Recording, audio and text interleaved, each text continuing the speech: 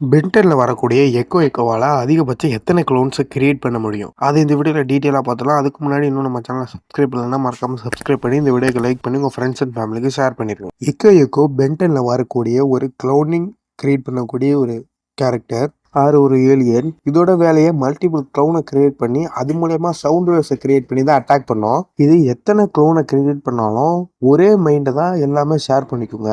And இப்படி க்ளோனா create பண்ணக்கூடிய எக்கோவுக்கு back to human ஃபார்முக்கே multiple க்ளோன்ஸாக கூட மாற முடியும். இப்போ இது எத்தனை க்ளோனை கிரியேட் பண்ண முடியும் அப்படின்னு கார்ட்டூன்ல சொல்லியிருக்காங்கன்னா, பென்டென்ல வரக்கூடிய ஒரு எபிசோட்ல இது மூலயமா ஒரு இன்விசிபிள் ஆர்மியே கிரியேட் பண்ணலாம் அப்படின்ற மாதிரி ஒரு இடத்துல மென்ஷன் பண்ணியிருப்பாங்க.